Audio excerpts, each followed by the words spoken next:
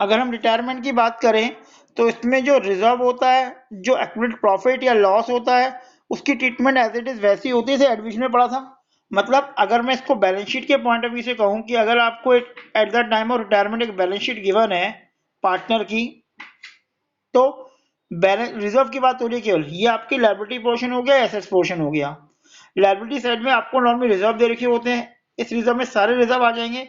चाहे एक तो नॉर्मल जनरल रिजर्व हो गया जो जनरली यूज होता है, दूसरा workman compensation reserve, investment, fluctuation reserve normally ये दे रखा होता है।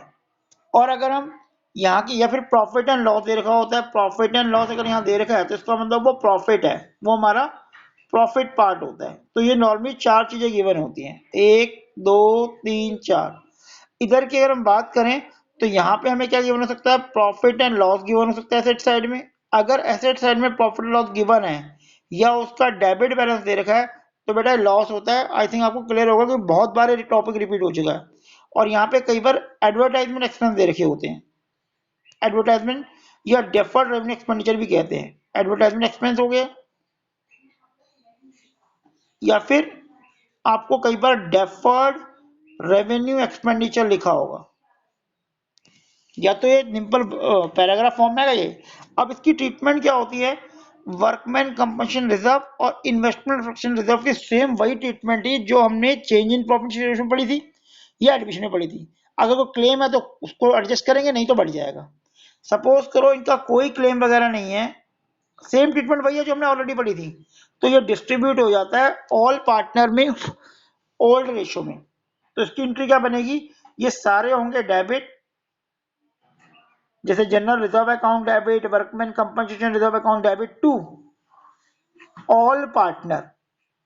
ऑल पार्टनर का मतलब इंक्लूडिंग रिटायरिंग पार्टनर, ये एंट्री बनेगी। और अगर वर्कमैन कंपनसेशन की एडजस्टमेंट दे रखी है जो भी हम करेंगे, या इन्वेस्टमेंट फ्लक्चुएशन रिजर्व की एडजस्टमेंट दे रखी है, तो उसकी वही ट्रीटमेंट करेंगे जो ऑलरेडी हम करते आ रहे थे। तो मैंने आपको जिस time change in profit ratio कराया था उस टाइम बता दिया था कि इनकी ट्रीटमेंट में कोई चेंज नहीं होने वाला। क्यों, क्योंकि हम पार्ट वही पढ़ रहे हैं, जो एडमिशन ऑफ पार्टनर है, चेंज इन प्रॉफिट रेशो है, रिटायरमेंट है, डेथ है, ये सब क्या है, ये सब है रिकॉन्स्टिट्यूशन ऑफ फॉर्म है, एक फॉर्म दोबारा रिकंस्ट्रक्ट हो रही है। तो उस कंडीशन में कंडीशन वही होती है। ये तो बात होगी इनको डिस्ट्रीब्यूट करने की। अगर इस साइड का दे रखा है तो क्या होता है, इस साइड अगर दे रखा है मतलब प्रॉफिट लॉस का डेबिट बैलेंस दे रखा है, या डेफर्ड रेवेन्यू एक्सपेंडिचर दे रखा है, या एडवर्टाइजमेंट एक्सपेंस दे रखा है, तो इस केस में होता है all partner account debit, all partner account debit to to करके ये चीज डिस्ट्रीब्यूट हो जाएगी। तो यहाँ पे देखिए होता है reserve account debit to partner, यहाँ पे होता है partners account debit to profit loss. और ये तो ये इसकी बेसिक ट्रीटमेंट होती है, ये कोई नई चीज नहीं है, ये ऑलरेडी हम पिछली क्लास में पढ़ चुके हैं। कह रहा है XYZ पार्टनर है, शेयरिंग प्रॉफिट लॉस 3:2:1, 3:2:1 रेशियो में डिवाइड कर रहे हैं।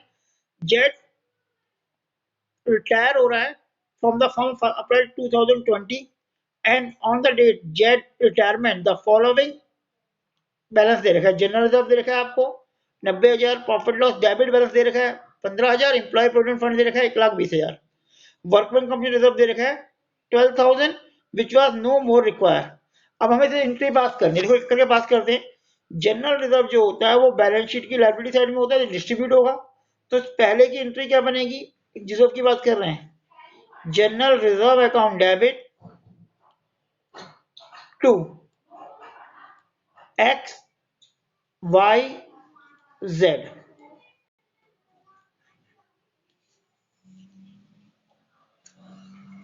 ये एंट्री बनेगी, कितना दे रखा है 90,000, और ये 90,000 जो डिस्ट्रीब्यूट होगा वो ओल्ड प्रॉफिट शेयर रेशियो 3:2:1 में डिवाइड हो जाएगा। तो 90,000 को 3:2:1 में डिवाइड करोगे तो ये आ जाएगा 45,000, 30,000 और 15,000 और 15,000। तो क्या होगा, बीइंग डिस्ट्रीब्यूशन ऑफ, लिखा नहीं जा रहा बेटा देख लेना, डिस्ट्रीब्यूशन ऑफ रिजर्व, रिजर्व। तो इसकी ये एंट्री बनेगी। अगला पॉइंट है प्रॉफिट एंड लॉस, लेकिन डेबिट बैलेंस लिखा है। एक बात ध्यान रखना, प्रॉफिट एंड लॉस का जब भी डेबिट बैलेंस होगा तो हमारा लॉस होता है, मतलब वो एसेट साइड में दे रखा है। तो इसको डिस्ट्रीब्यूट करने के लिए सेकेंड एंट्री जो हम बनाएंगे, इसको डिस्ट्रीब्यूट करने के लिए वो करेंगे हम X account debit, Y account debit, Z account debit to profit and loss, to profit and loss account, क्योंकि हमारा लॉस है। X debit, Y debit, Z debit. अब बात आती है अमाउंट की, तो 15,000 है और इसको भी हम 3:2:1 रेशो में डिवाइड करेंगे। तो मतलब 15,000 का मल्टीप्लाई बाय 3/6 और 2/6 और 1/6। अब इसे कैलकुलेट करोगे तो ये आ जाएगा 1/6 में 2,500, 2/6 में 5,000 और 3/6 में 7,500। तो ये हमने इस प्रॉफिट को भी डिस्ट्रीब्यूट कर दिया। देख लो एक बार फिर आता है। एक बात ध्यान रखना है इसमें कि एम्प्लॉय प्रोविडेंट फंड है, ये डिस्ट्रीब्यूट नहीं होता, ध्यान रखना हमेशा। एम्प्लॉय प्रोविडेंट फंड एम्प्लॉय का पैसा होता है, जब वो रिटायरमेंट लेगा तो उसे देना पड़ेगा, तो मतलब ये रिजर्व नहीं है, इसका ध्यान रखना। ये बैलेंस शीट में एज इट इज आएगा, कंफ्यूज करने के लिए आपको दे रखा है। तो एम्प्लॉय प्रोविडेंट फंड पार्टनर में डिस्ट्रीब्यूट नहीं होता, because it is not the part of reserve, ये आउटसाइड लायबिलिटी होती है, ये एक्यूमुलेटेड प्रॉफिट नहीं होता है, ठीक है। तो इसे डिस्ट्रीब्यूट नहीं करते।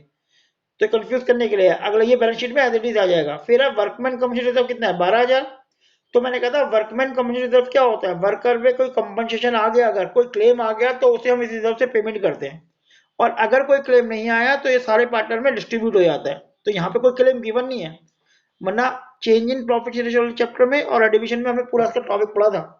तो यहाँ पे पूरा डिस्ट्रीब्यूट हो जाएगा अगर कोई क्लेम नहीं है। तो हमारी थर्ड एंट्री बनेगी workman compensation reserve account debit to X to Y to Z.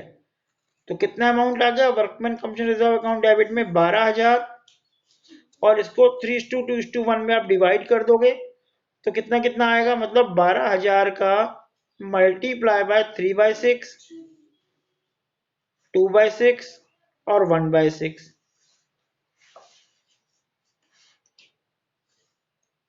तो कितना कितना आ गया, 6,000, 3,000, सॉरी 4,000 और 2,000।